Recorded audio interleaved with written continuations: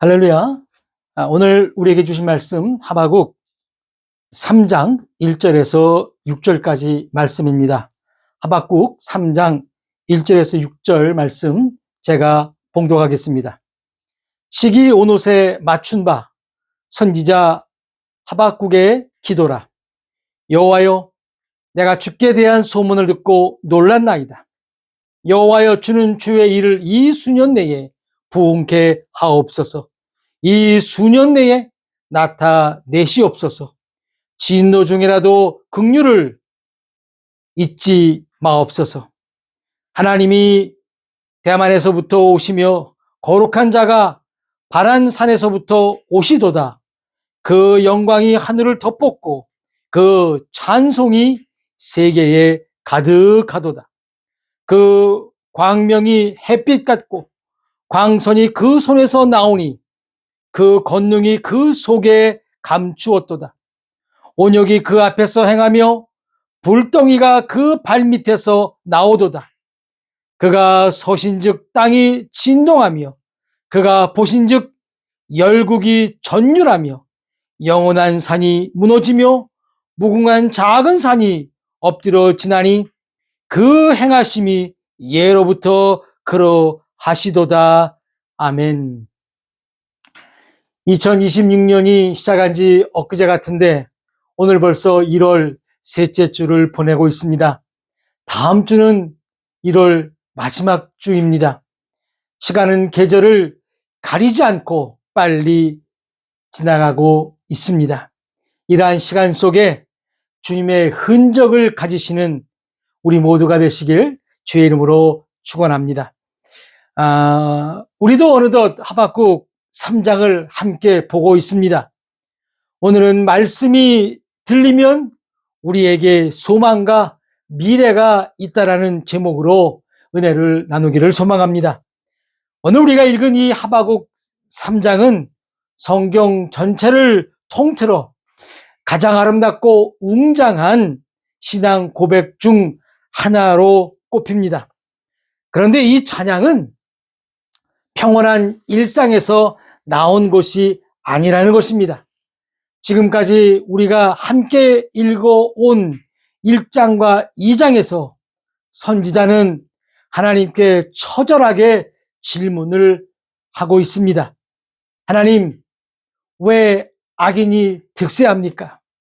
왜 저 잔인한 바벨론을 들어서 주의 백성들을 치려 하십니까? 이에 대한 하나님의 대답은 의인은 믿음으로 살리라는 말씀과 함께 결국 모든 악은 심판받고 하나님의 영광이 온 세상에 가득하게 될 것임을 약속하셨다는 것입니다.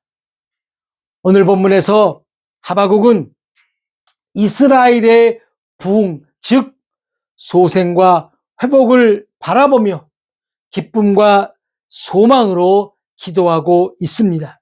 왜냐하면 유다와 예루살렘의 멸망이 곧 하나님 나라의 멸망은 아니라는 사실을 하박국은 깨달았기 때문입니다.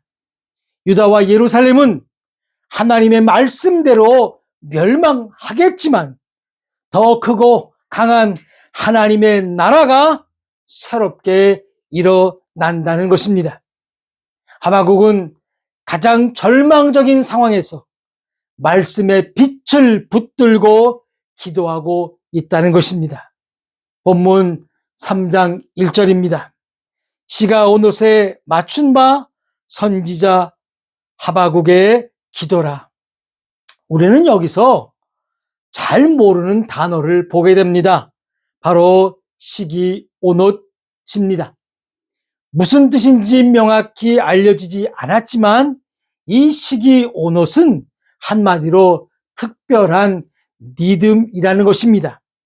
이 특별한 리듬은 상당히 빠르고 격정적인 리듬으로 지금 하박국은 이 리듬에 맞추어 기도를 드렸는데 기도라기보다는 하박국의 노래, 다시 말해 비트가 빠르고 활기찬 노래로 하나님을 찬송하고 있다는 것입니다. 찬송은 다른 말로 곡조 있는 기도라고도 합니다. 하박국의 이 노래는 사실 빠른 비트를 통해 할 수 없는 상황인 것입니다. 유다와 이스라엘이 망한다는데 격정적인 믿음의 노래는 아닌 것입니다. 그럼에도 그가 이렇게 기도하고 노래한 이유는 무엇일까요? 본문 2절입니다.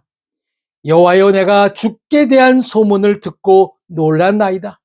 여호와여, 주는 주의 일을 이 수년 내에 부응케 하옵소서. 이 수년 내에 나타내시옵소서. 진노 중에라도 긍휼을 잊지 마옵소서. 자, 여기서 우리가 집중해서 봐야 할 말씀이 있습니다. 상반절에 여호와여, 내가 주께 대한 소문을 듣고 놀랐나이다. 하박국이 이렇게 빠른 비트에 맞추어서 노래한 이유는 바로 주께 대한 소문을 들었기 때문이라는 것입니다. 영어 성경에는 내가 주의 말씀하신 것을 듣고 무서웠다고 기록하고 있습니다.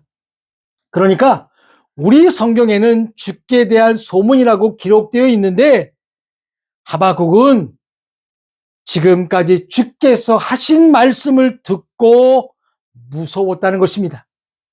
그럼 그가 들은 말씀은 어떤 말씀일까요?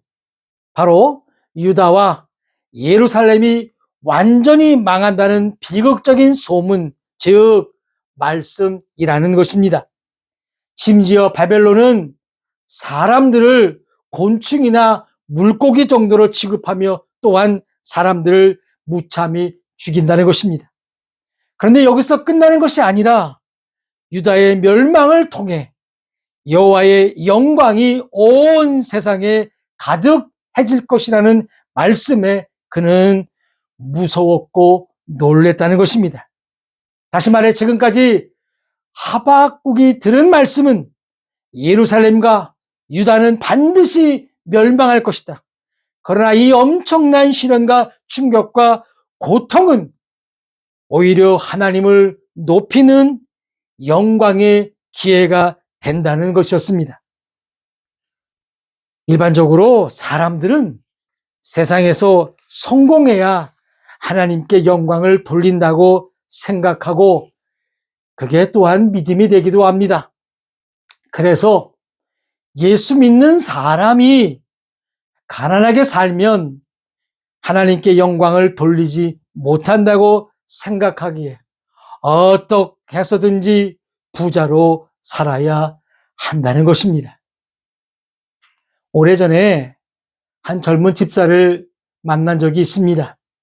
그는 어려서부터 수십 년 동안 다녔던 자신의 모 교회를 떠나 다른 교회로 옮기게 되었습니다.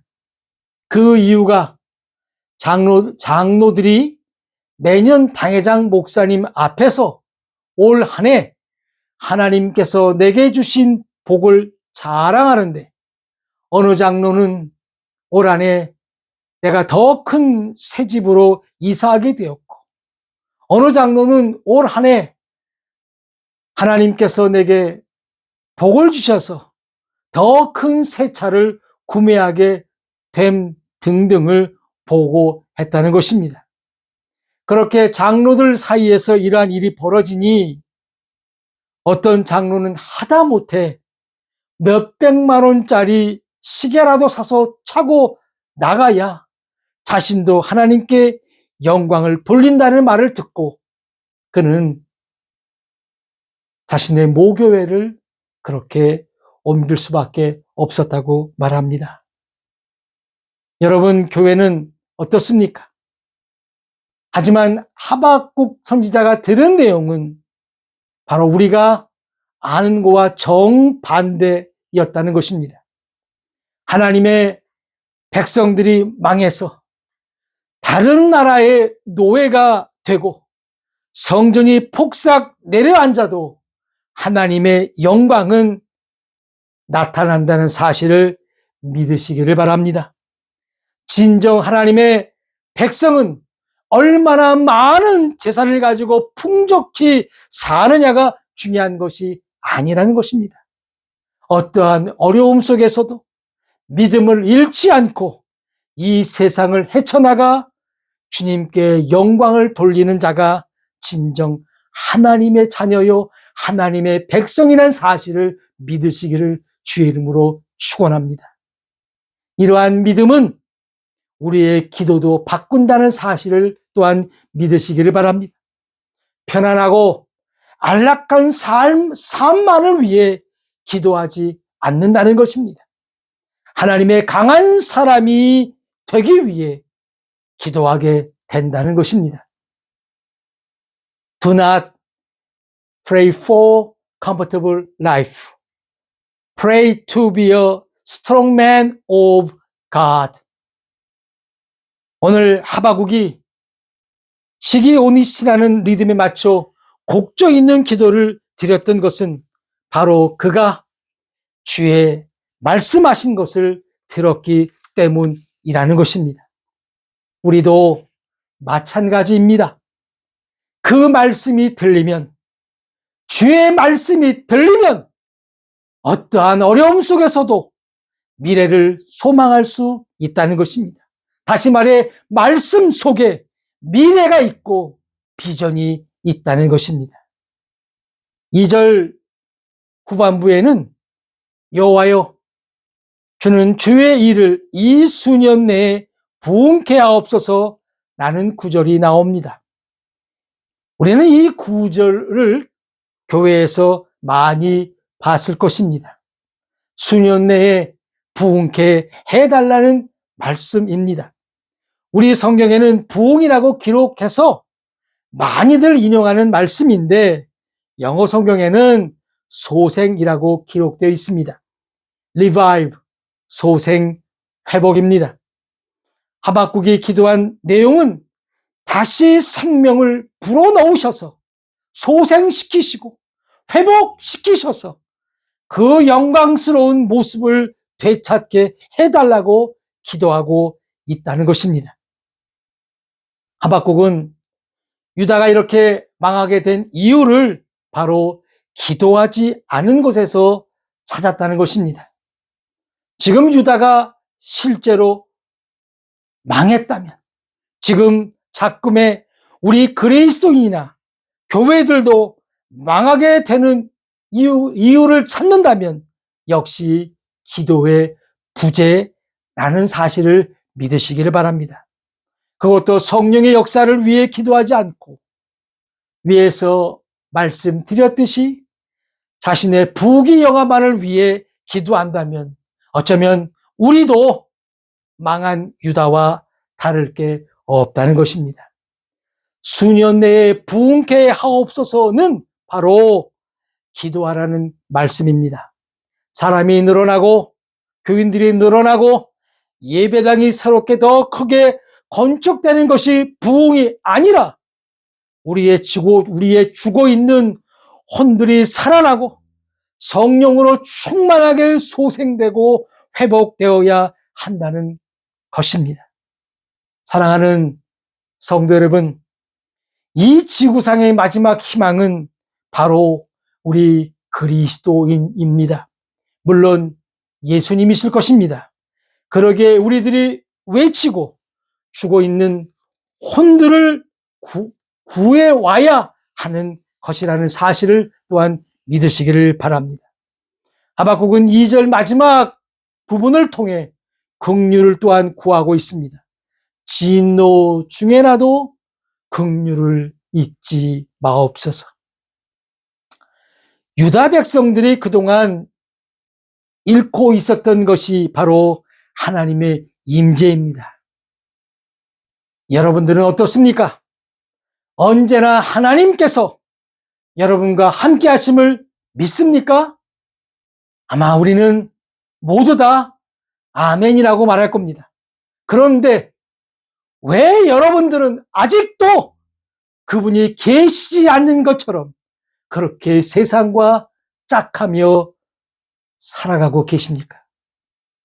하박국은 3절에 다시금 하나님의 임재를 경험하게 해달라고 기도합니다. 하나님이 대만에서부터 오시며 거룩한 자가 바란 산에서부터 오시도다. 그 영광이 하늘을 덮었고 그 찬송이 세계에 가득하도다. 대만과 바란산은 이스라엘 백성이 출애굽하여 광야를 지나올 때 하나님의 영광이 나타났던 장소들입니다. 바로 광야였고 에돔 땅입니다. 하나님의 충만하신 임재가 나타나길 하박국은 노래하고 있다는 것입니다. 사랑하는 성도 여러분, 우리들에게도 이러한 임재가 계속되기를 소망해 봅니다.